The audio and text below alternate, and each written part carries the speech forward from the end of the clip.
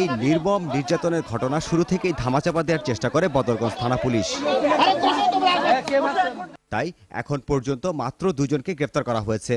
তারা হলো চিকনা এনামুল ও মোটকা এনামুল। কিন্তু নির্যাতনের মূল হোতা আইনাল হক চেয়ারম্যানকে গ্রেফতার করা হয়নি। গ্রেফতার করা হয়নি মাওলানা সেকান্দার আলী, আউয়াল ও তাদের সহযোগীদের। আর এই ঘটনার 12 দিনের মাথায় মামলা হয় থানায়, কিন্তু সেই মামলা পুলিশ করেনি, করেছেন উপজেলা মহিলা বিষয়ক কর্মকর্তা।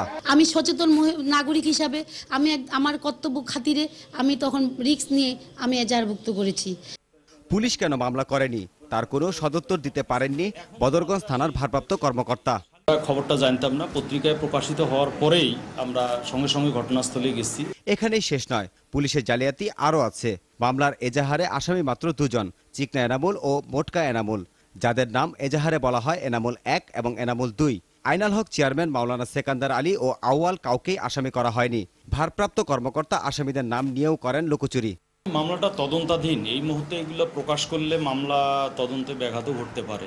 আর মামলার ধারা হলো দণ্ডবিধি 323 ও 354 ধারা, যা সাধারণ জামিনযোগ্য মারপিট ও শ্লীলতাহানির অপরাধ। এই এজাহারের মাধ্যমে আসামিদের বাঁচিয়ে দেওয়া হয়েছে। তার পায়ের উপরে দাঁড়ায় যেভাবে তাকে মারা হচ্ছে এবং তাকে যেভাবে সে ছটফট করছে, তাকে আবার ডেকে হাত দিয়ে দেখানো হচ্ছে, তার মানে কি তার প্রতি যে ন্যূনতম সম্মান সেটুকু তো দেখানো হয়নি। তারপর যে বর্বরচিত কাজ করা হচ্ছে সেটার জন্য পেনাল কোড এবং নারী শিশু নির্যাতন দমন আইন দুটোই এখানে প্রযোজ্য। ভারপ্রাপ্ত কর্মকর্তা বললেন, তাদের নাকি কোনো দোষ নেই। পত্রিকার ঘটনায় বর্ণনা দেখে তারা ধারা বসিয়েছেন, তাই নারী নির্যাতনের ধারায় মামলা করার কথা তাদের মাথায় আসেনি। তখন আমরা বিজ্ঞ আদালতে এই মামলাটাকে নারী নির্যাতনের আওতায় নিয়ে আসার জন্য আবেদন করি।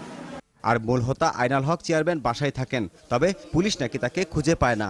রাতে ঘুমাইছে বাসায়, হ্যাঁ এই বাসায়। মধ্যযুগীয় বর্বরতার এই ঘটনা ধামাচাপা দেওয়ার চেষ্টা ব্যর্থ হওয়ার পর এখন মূল হোতাদের রক্ষার কৌশলে সব আয়োজন সম্পন্ন করেছে পুলিশ। মাহবুব।